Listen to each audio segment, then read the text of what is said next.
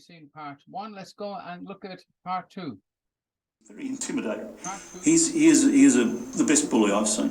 In the post Dan Andrews era, I don't think there'll be anyone as powerful and as pervasive and as wrong as him. It's hard to say this to Victorians and Australians, but this is the first time ever in Australian history that at a federal and a state level, the Labor Party is led by the socialist left. I mean, no one in The Age or the ABC uses that phrase, but they're the people who run Victoria.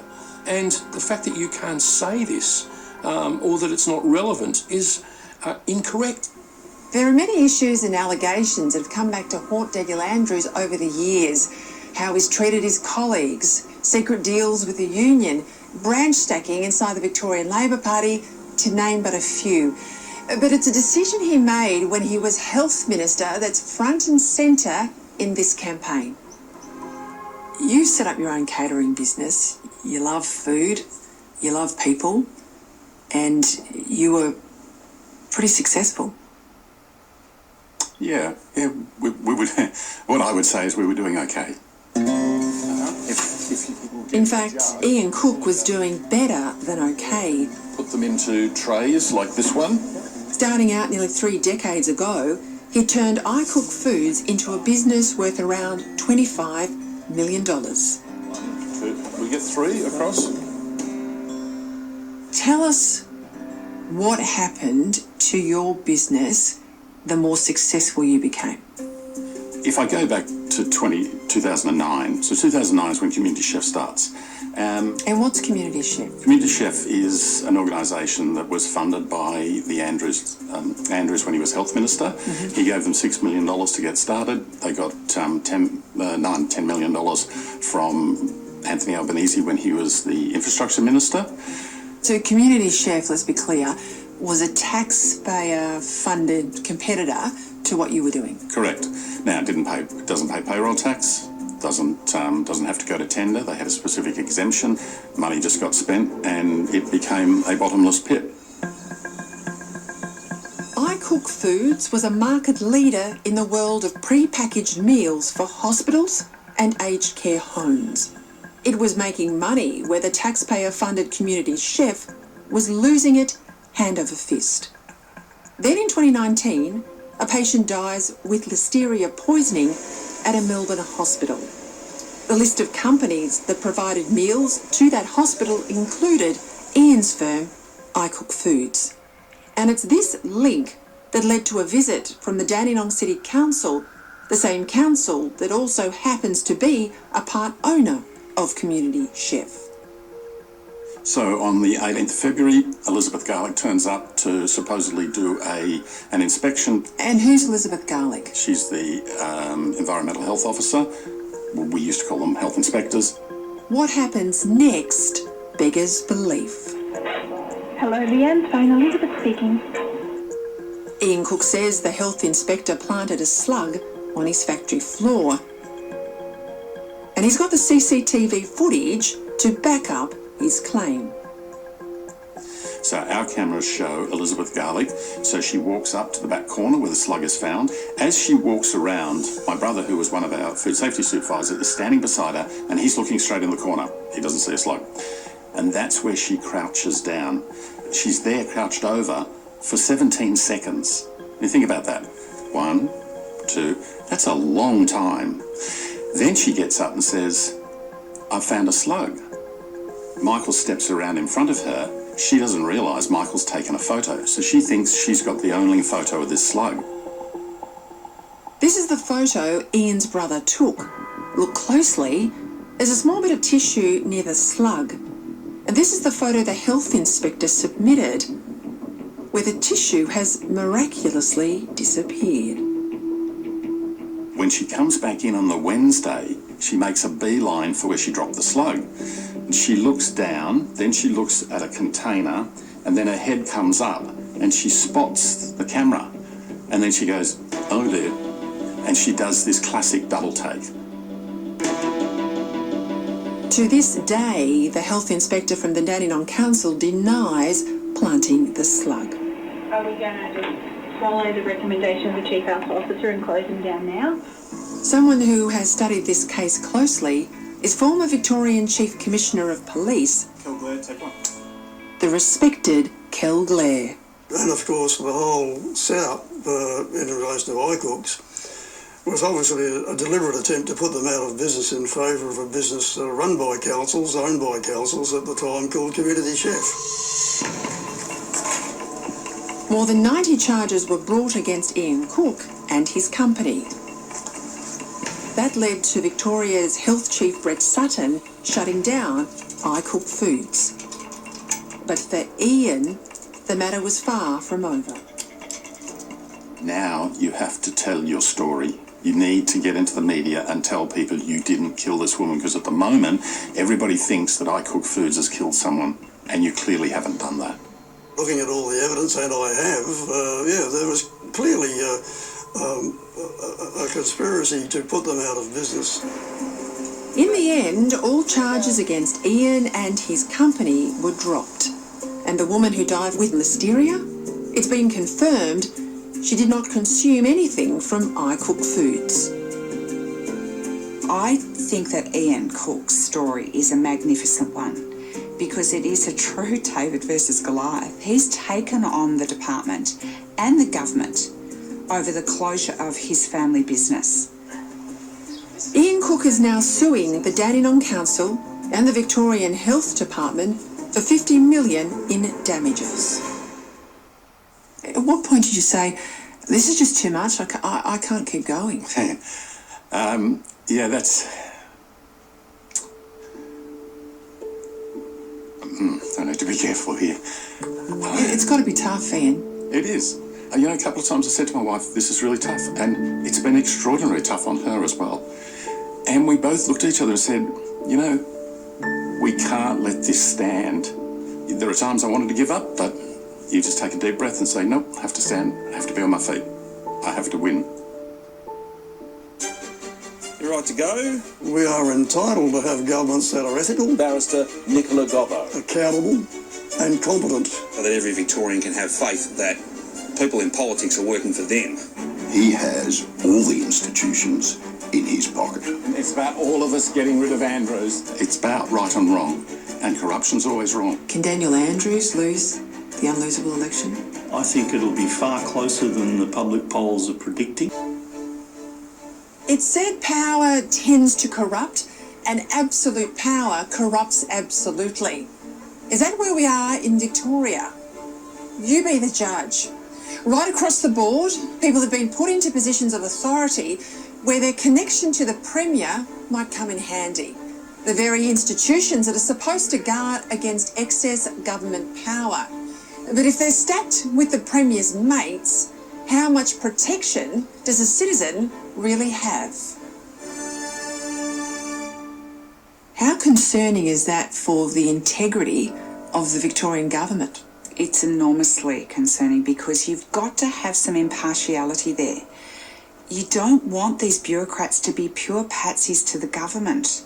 Francis, at the heart of democracy is the Westminster system. I don't know that enough Victorians understand how that has been disabled in Victoria. That's right, Peter. It's the separation of powers, which is the fundamental tenet of our democratic process. You have the Parliament and the government through the Parliament. Then you have the institutions, the executive side of the government, and then you have the judiciary. So what's intended is that you stop dictatorships by having the separation of powers. Now, what Dan Andrews has done, and very smart he is doing this, over a period of 8 years, he's consolidated power. He has all the institutions in his pocket. He has the police now because his friend Brett Curran, who worked for him for many years, is now Deputy Commissioner, and that should never have occurred. Brett Curran was an insider in the Premier's private office. He was then appointed as Assistant Commissioner at Victoria Police, who were embroiled in the ongoing fallout from Lawyer X. The identity of lawyer X, who snitched on high-profile gangland clients, can finally be revealed as former defence barrister Nicola Gobbo. Lawyer X is perhaps the greatest failing we have seen of our judicial system. The failing being that the police effectively had a criminal lawyer turn on her clients. Well, the consequences would go to the upper echelons of the Victoria Police. And I think the Victoria Police would prefer that there is nothing further done in relation to that. Has anyone at Victoria Police been charged or lost their job over Lawyer X? No, they haven't. But then that's Victoria under Daniel Andrews. We are entitled to have governments that are ethical, accountable and competent. And I don't believe we have any of those things at the moment. In my 84 years, I've never seen a government as corrupt.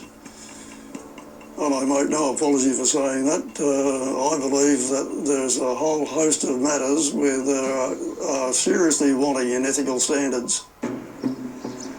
This brings us to WorkSafe Victoria, the body supposed to keep workplaces safe. It's headed up by another long-time Andrews confidant, former Labor staffer, Colin Radford. And here again, 801 dead, linked to failures in hotel quarantine, and not one person charged over those deaths. And it gets murkier, with the Premier having just appointed one of his old Cabinet colleagues, former Labor Minister Bob Cameron, as the new chair of WorkSafe Victoria. What does Daniel Andrews gain by putting people that are loyal to him in these roles? Well, they will make decisions, and that is the problem, where you have appointments that are made to senior roles, they are close to the Premier, and then they will make a decision that, should I do this, should I do that? You're right to go, Camos, you all set? Our whistleblower and former Andrews government minister on this very point. The cult of Dan, I'm struggling to find the words. He has just embedded himself so much. He's gotten away with so much bad behaviour. It feels like there's nothing that can trip him over. Nothing he can't do. Because there's another question over here that I've indicated we're going to come back to. Everything Daniel Andrews has done to date in Victoria is about holding on to power. It's often said in modern politics that oppositions don't win elections, rather governments lose them. Just take a look at May's federal election. Michael Tammy, I'm not going to ask you can the Liberals win the state election, but I am going to ask you, can Labor lose it? Look, it's possible, but very unlikely. Premier. Thank you very much, Speaker, and I do thank the Leader of the Opposition for his question. You're a long-time observer of politics. We saw Bill Shorten lose the unlosable election. We saw Jeff Kennett lose an unlosable election. Can Daniel Andrews lose the unlosable election? He could certainly lose it. I don't think it's over, but it's unlikely. Here's a sobering thought. Your Excellency, I present the Honourable Daniel Michael Andrews to be the Premier of Victoria. If Daniel Andrews is re-elected... Mr Andrews, I invite you to take the oath of office as Premier. He will become one of the longest-serving premiers in Victoria's history. Here, what we've had now is we've got a leader that prevents anybody else from trying to do anything against what he says. It's my way or the highway, that's it. And that's a bad thing for democracy. I hope to win, I want to win, I think I can win, I'm sure I can win. Matthew Guy was the Liberal leader at the last election. What are you going to promise us? Another pool. Where Labor increased their majority. Talk to me about Matthew Guy, because he's done the toughest job in politics leader of the opposition once. He's come at it again. I see his press releases, you know, the turnover, the work ethic is there. Why hasn't he cut through? It's a really tough question. I've got no idea, really. But I think the media mood has swung, at least from adulation or fear of Andrews, back towards the middle and towards Guy. Might be too late. I don't know. If the polls are to be believed, Andrews is ahead. But the polls have been hit and miss in recent years, and everyone says it's difficult to poll the mood in Victoria given how hard the lockdowns impacted the state.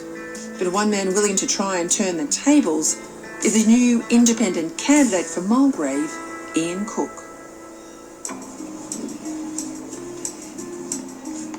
I'd like today to announce my candidacy for the seat of Mulgrave in the upcoming election. Ian Cook believes there's something rotten in Victoria, Corruption and the preventing of corruption in Victoria. And he wants to change it. He's taking on Daniel Andrews in his own electorate. It's about right and wrong, and corruption's always wrong. And I hammer that with everyone I can to make sure they understand that that's what it is about. This isn't a normal political situation. You know what? You may love your Labor Party, you may love your Liberal Party, but the Labor guy, he's not Labor values. He is taking Team Labor into a place that is very dark. We want you to talk about getting rid of corruption. If you get elected, have you got the stomach to do the clean-up job that's really needed in Victoria? Absolutely. I promise you, if I get elected, I'm guessing this Parliament's not going to know what hit them. Whoever wins the Victorian election faces a massive task. To put it simply, Victoria's a mess. Record debt, the highest projected state debt in Australia, higher than New South Wales, Queensland, Tasmania combined. Ambulances that don't arrive on time, and a health system on life support. Can you understand how people around Australia hear all of this and look at Victoria and wonder why on earth it's such a basket case, and wonder why on earth, if the published polls are to be believed, Victorians are going to vote this bloke in a couple of weeks' time? I do understand that, but what they don't understand is what we live under. They're not living under a government like the Andrews government. So what happens to Victoria if Daniel Andrews is returned? What's it look like?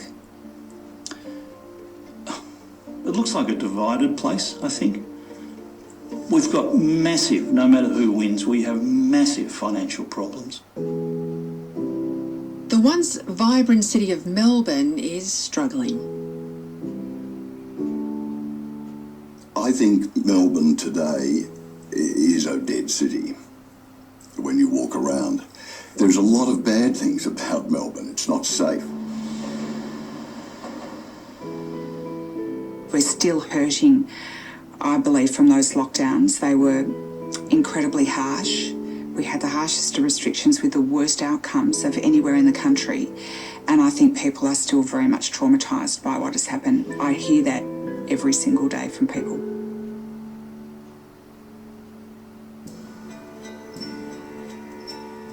Democracy is meant to be government by the people, for the people. Is that what we have in Victoria? I asked the Premier for an interview, followed up multiple times, never heard back. You've heard from some of the people closest to Daniel Andrews, decent Labor people, legal experts, a former Chief Commissioner of Victoria Police, a powerful union leader. Their verdict is in. Now it's your turn to decide what sort of leader you want, what sort of standard you will accept. If this is what 8 years of Daniel Andrews as Premier looks like, what will another term mean for you, your family and Victoria? Do I think Victoria is broken? Yes, I do. So it's up to you now to fix it.